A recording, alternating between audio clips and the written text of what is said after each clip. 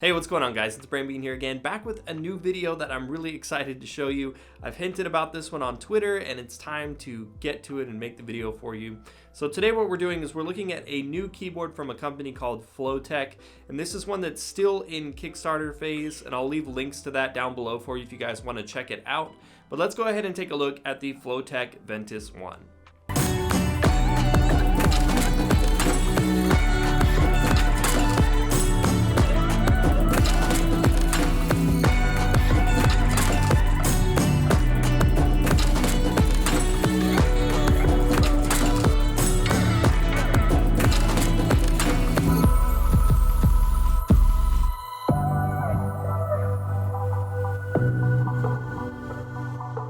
Before we really jump into the keyboard, I do want to make clear that the unit that I have is a prototype, and so the finished product is going to be a little bit cleaner and some of it is subject to change, so just keep that in mind throughout the rest of the video. Now, taking a look at what the Ventus One is. So Flowtech is a new company, and its founder was having issues with sweaty hands while gaming, and he found that he would be wiping his hands off often and slipping around on the keys and stuff like that. And so he wanted to find a solution that would eliminate this problem, and he couldn't really find anything on the market, so he decided to create that for himself, and that's how the Ventus One was born. Now, currently the Ventus One is only available in a 60% variety, but if demand is high enough for the keyboard, then they may add a 10 keyless or a full-size version in the future. Now, essentially the way this keyboard works is it's a keyboard that has sort of an air compressor that hooks up to it, and it pumps air up through the keys to actively cool your hands while you're gaming.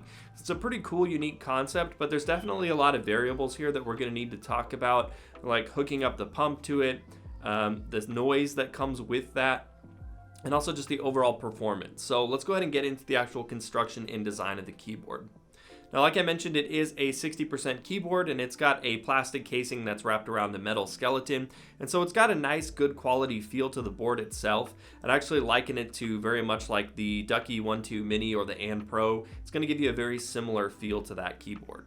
Now, of course, the big change here is going to be the actual air design, and so the way that it works is there's two ports in the back of the keyboard, and they include some tubing that's very similar to what you would get with like an aquarium, and you hook that up to the back of the keyboard, and that runs to a pump. Now, the pump is not powered by the keyboard. It actually needs to be plugged into the wall, so that could be a plus or minus to you depending on, if you want to have less cords, but also it's drawing less power from the computer, and you do have to physically turn on the pump separately from the keyboard, so there's no way to activate the airflow currently on the keyboard itself, although this may change in the future.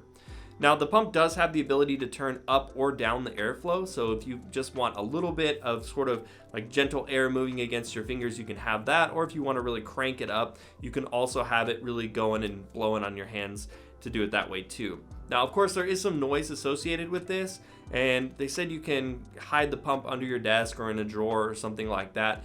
It's not super loud, and if you're wearing headphones, I don't think you'll be able to hear it, but I am going to do a quick sound test for you guys of just the pump, and then I'll also have the pump on during the typing test so you guys can hear how that sounds in relation to the actual switches.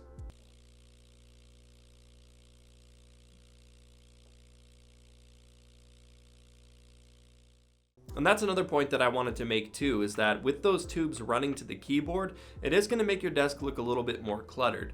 Now, from what I've seen of some final product mock-ups, these tubes are not going to be clear like the ones you see in the video, and they'll most likely be colored or stylized in some way to look a little bit less obnoxious just sitting on your desk.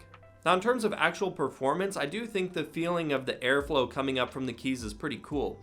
I don't personally suffer from having sweaty hands enough to where it's going to affect my gameplay, but I do think that just the feel of the gentle air underneath is a really cool sensation, and it is something that if you haven't tried it, it's hard to say, if it would really be worth it, but it is a pretty neat thing to have, and if you do suffer from sweaty hands, it certainly will eliminate the issue.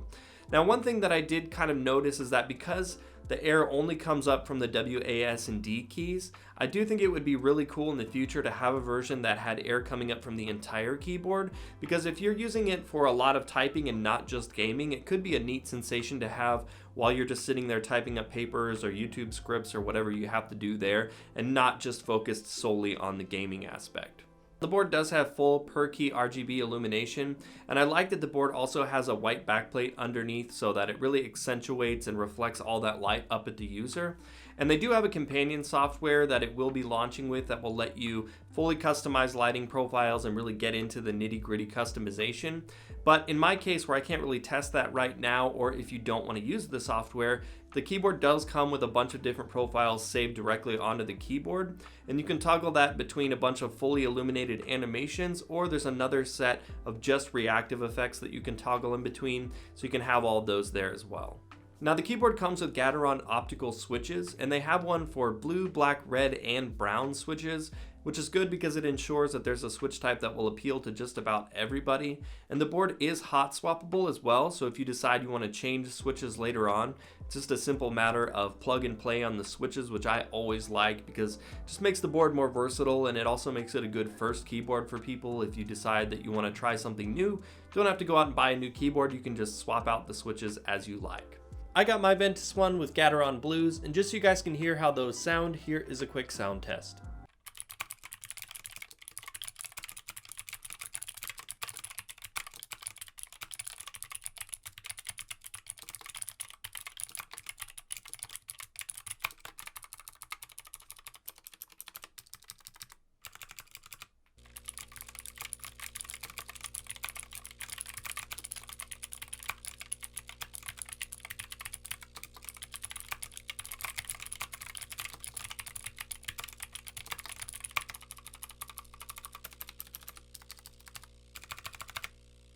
The keycaps on the Ventus One are made of PBT double shot plastic, and I like that they have a nice clean font to them and all the secondary characters are nicely illuminated. The only one drawback I have on these keycaps is that they have sort of a glossy texture to the side of them, which really picks up fingerprints.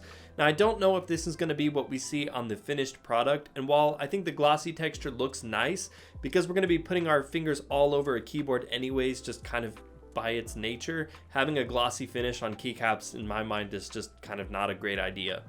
As far as connectivity goes, the board connects to the computer via a braided USB-C cable. The cable's a good quality. It's actually better than what I've seen come with like the Ducky One 2 Mini, for example. So that's a big plus there. So overall for 80 bucks, I mean, I'm pretty impressed with it so far. Now, certainly the keyboard does have a ways to go in terms of finishing out the idea and really finalizing it as a product.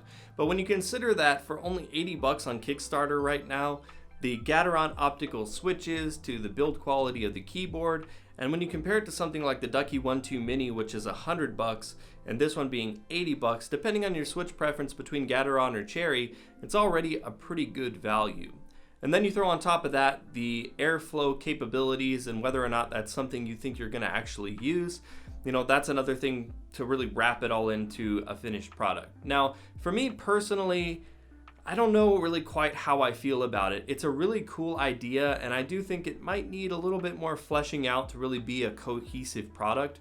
But again, I mean, we don't really know for sure what the finalized version is going to be. So with that, I want to ask you guys, what do you think about having this airflow coming out of the keyboard? Is it something that you think you would personally use and benefit from? Or maybe you think it's a little bit gimmicky? Let me know what you guys think down in the comments below. But anyways, guys, that's it for the video. Give this video a like if you enjoyed it to show your support. And if you'd like to see more videos like this from me, you can always hit that subscribe button. And if you'd like to keep up to date with what's going on with the channel, you can follow me on Twitter at BrainBean Gaming. Well, that's it for the video, guys. Thank you so much for watching, and I will see you in the next one.